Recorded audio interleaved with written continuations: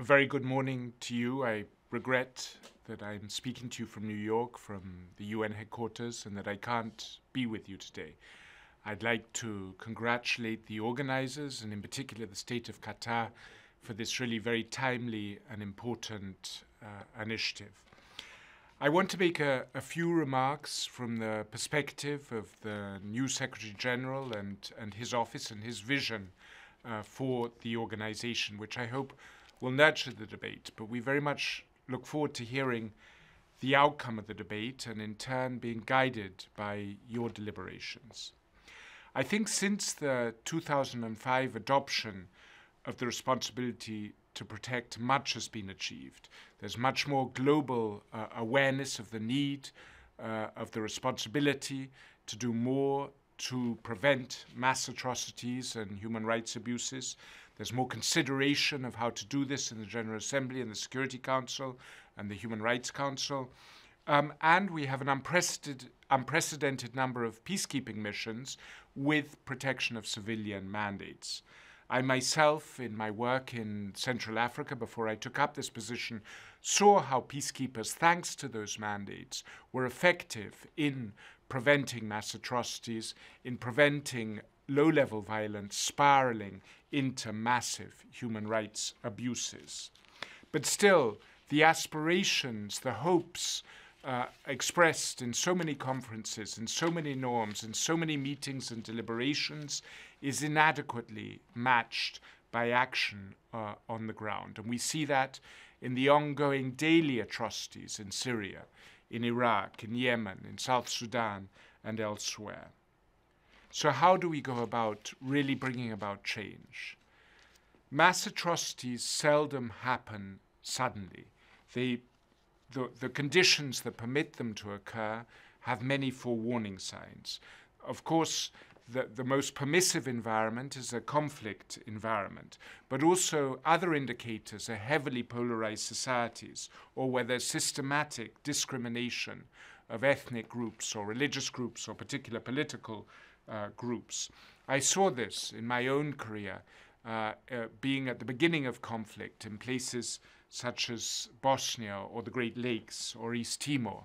I saw how the signs accumulated leading up to an eruption in atrocities.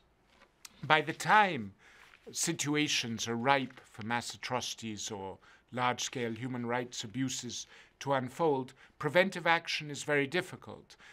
The events, the history, the divisions have a momentum of their own, which makes prevention very, very hard.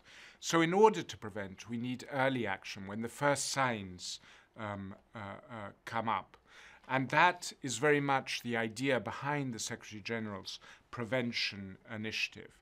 When the Secretary General talks of prevention, he thinks very broadly. Of course, there's a focus on security and peace, but it's understood by the Secretary General that in order to maintain or promote security and peace, you need to work on development, you need to work on human rights. And there, the SDGs provide us with a unique framework for action, a unique framework to build the conditions that are conducive to prevention. The most conducive environments for mass atrocity is, of course, conflict. And the biggest nurturer of conflict, and I think there are more and more studies documenting this, is exclusion.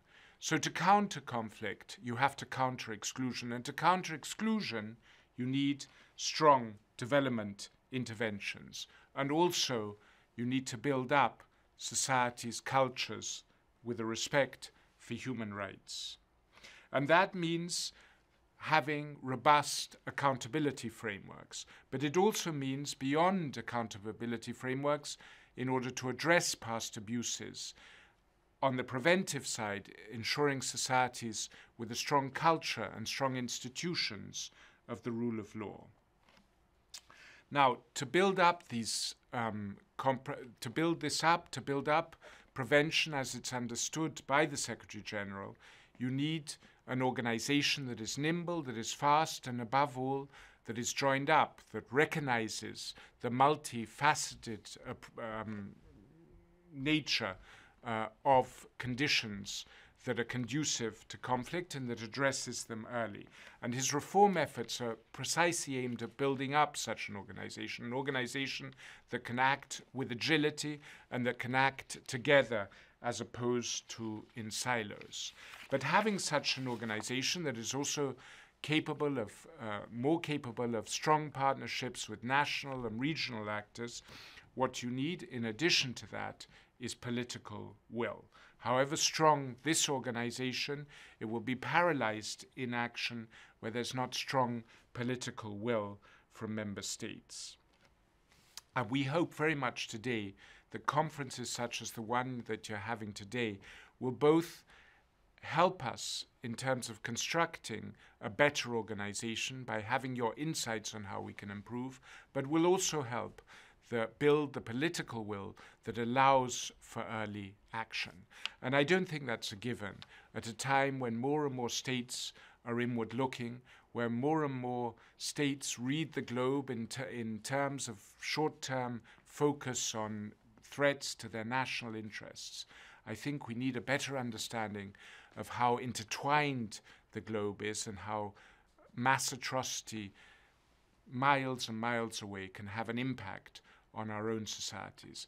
And I think recreating that global awareness is also something that we hope your conference will contribute to.